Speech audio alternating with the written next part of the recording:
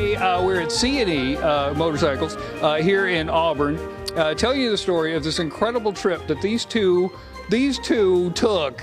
And I'm telling you, it was absolutely insane. So 3,800 miles, and a couple, on this trip using classic motorcycles. Now, the oldest motorcycle was in early 1900s, right?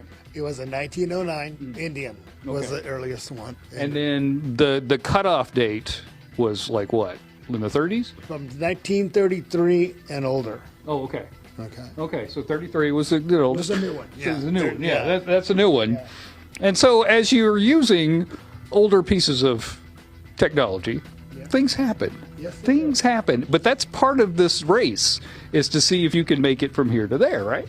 Yes. Yeah, an endurance run and see if the bike and yourself could make it. We both made it. We both needed a little help. Yeah. And by the way, he did take a week off after you got home because you were so tired. Okay, so give us some stories about things not going quite as well as you thought. Well, first of all, trying to figure out the map, that was a chore in itself. Mm-hmm. And later on, after the couple of days went by, I figured out that, okay, when this is your scroll map, this is your GPS right here. You're not allowed to use modern technology.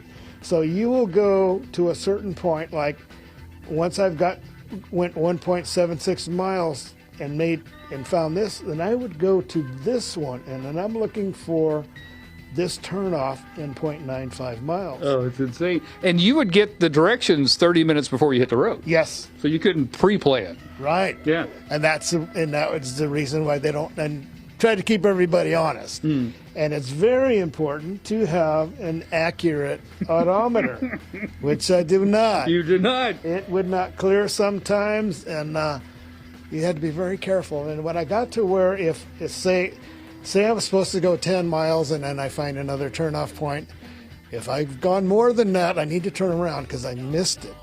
You know, because there is some road, like there was one that was a Route 39, and I passed it up.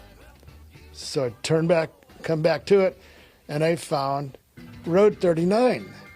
And I pull off, it's a gravel road and a fence, and I'm like, no, this cannot be right. So, and this is out, it's all like farm country at this point. So one more little road down was the Route 39. And it winds you back up through all the cornfields. Now, you guys, you had some engine trouble. You had a little engine trouble. I had a gas tank problem. And these old gas tanks are soldered. And on the very bottom under here, it developed a leak, and it was leaking right on top of the magneto, the device that sparks. So you don't want gas on that. No, that'd be bad. So I had to miss a day's riding because of that. And I found a friend of ours, John Jessup, has Dream Riders of Tennessee. I called John, said, John, you got a spare gas tank laying around? He goes, let me see what I can find for you.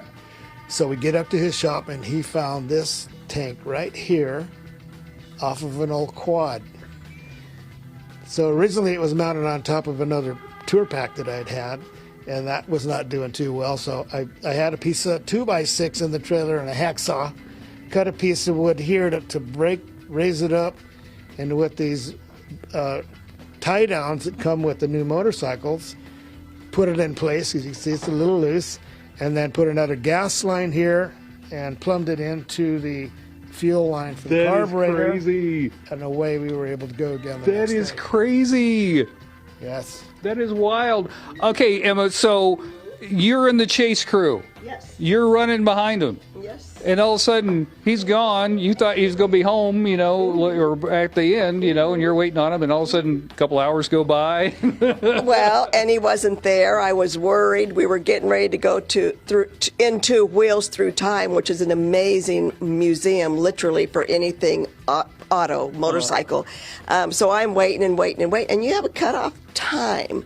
And he's getting closer and closer. So I finally, in desperation, went to the promoter and I said, have you heard anything from Carl? And he said, oh, he's fine. He got turned around. He made a wrong turn, but he'll be here sometime tonight. And then it was past the time. Carlo called and said, go to the hotel. Well, he was almost 4 hours maybe 3 hours behind because his 30-mile-an-hour U-turn or his 10-mile-an-hour U-turn ended up going on the highway interstate. He's 45-mile-an-hour speed limit, and they go 80, 85. If it's 75, big rigs go 75-ish. It's crazy. Yeah. It's crazy.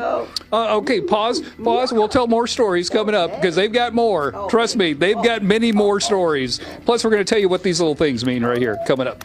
Stick around. All right, Code. Thank you. Thank you, Code. All right, time.